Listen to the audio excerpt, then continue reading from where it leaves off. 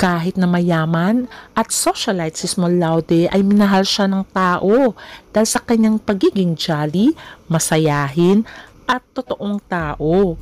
Kaya naman tinanggap siya sa mundo ng vlogging. At ngayon ay milyon-milyon na rin ang kanyang mga fans na sumusubaybay sa kanya. Marami na rin siyang endorsements at alok pati sa pelikula. Kapatid niya ang billionaire na si Alice Eduardo. Pero sa kabila ng kasiyahan at kayamanan ay nagdadalamhati ngayon si Small Laude at ganun din si Alice Eduardo sa pagkamatay ng kanilang ama.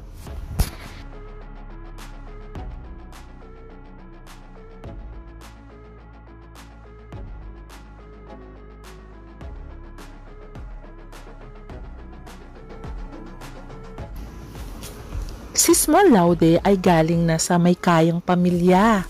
Negosyante ang kanyang mga magulang sa Nueva Ecija at ang kanyang ate ay isang billionaire.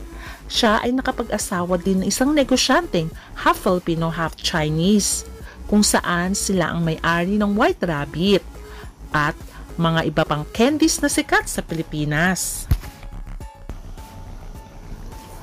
Ayon nga kay Small Laude, ay pangarap niya maging artista pero hindi daw ito natuloy.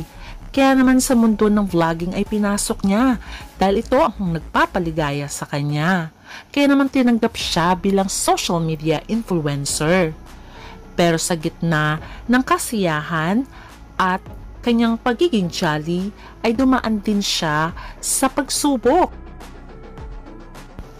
Ito ay nang lumabas ang chismis tungkol sa kanyang asawang si Philip Laude at ang kalauguyo di umano nito na si Precious Lara Su, kung saan itong si Precious ay nilabas lahat ng screenshot about sa kanilang relasyon ni Philip Laude.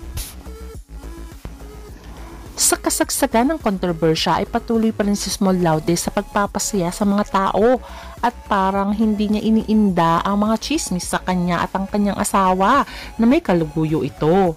Pero ngayon ay idinamanda na nga ni Philip ang kanyang di umanong kalaguyo na si Precious Lara Su ng defamation at the same time ay ang pagsasabi ng hindi totoo. Ngayon ay nasa korte na ang kaso. Kaya naman patuloy pa rin ang pagpapasaya ni Small Laude at lalong dumarami ang kanyang fans. Pati endorsements ay dumarami na rin. Kaya naman maraming mga fans ang lalong nagmamahal sa kanya dahil hindi siya kumikibo sa mga isyong dumarating sa kanya. Kaya nalungkot ang lahat nang pumanaw ang kanyang ama sa edad na 90 years old nito lamang. Nalungkot ang online world sa pagpanaw ni Andres Antonino Eduardo, ama ng content creator at influencer na si Small Laude at ang negosyanteng billionaire na si Alice Eduardo ngayong Biyernes lamang. Sa social media story ni Small Laude ay ibinahagi niya ang mga videos kasama ang kanyang ama na may text na "Heaven gained an angel, rest easy daddy." At sinabi niya rin sa larawang ito, "I miss you so much." At sa magkaibang story post ni Small Laude ay kanya namang ipinakita ang detalye ng pasilip para sa burol ng kanyang ama. At ayon pa nga sa post niya, ang viewing ay schedule ngayong Biyernes, January 31. At para sa mga kaibigan naman nito ay nakaschedule ng February 1 hanggang 4.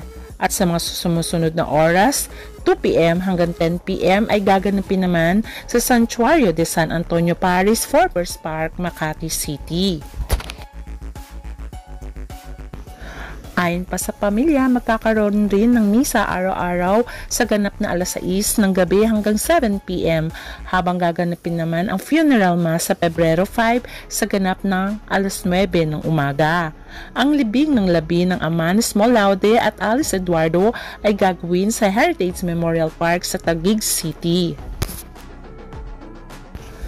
Kaya naman, sa pagkamatay ng daddy ni Small Laude, marami ring fans ang malungkot Dahil nga si Small Laude ay nagbibigay sigla sa mga vlogs niya.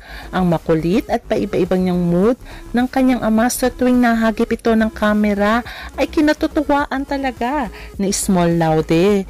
Kaya sabi nga ng kanyang mga fans, for sure mamimiss ng todo ni Small Laude ang kanyang ama dahil minsan para silang aso at pusa. Pero in the end ay nagmamahalan sila. Kinatutuwa ng mga fans ang kanilang away-bati ng kanyang ama. Rin kasi ang mga fans ay nalungkot, sabi nila ay mamimiss din namin si Daddy. Daddy na nga rin ang tawag nila sa ama ni Small tuwing magko-comment sila tungkol rito. Ililibing na ang ama ni Small Laude, Alice Eduardo at Melba sa Miyerkules, February 5 sa Heritage Memorial Park, Taguig City. Kaya kami ay nakikiramay para sa naulilang pamilya ni Ginoong Eduardo. Rest in peace now, Daddy Andres Eduardo.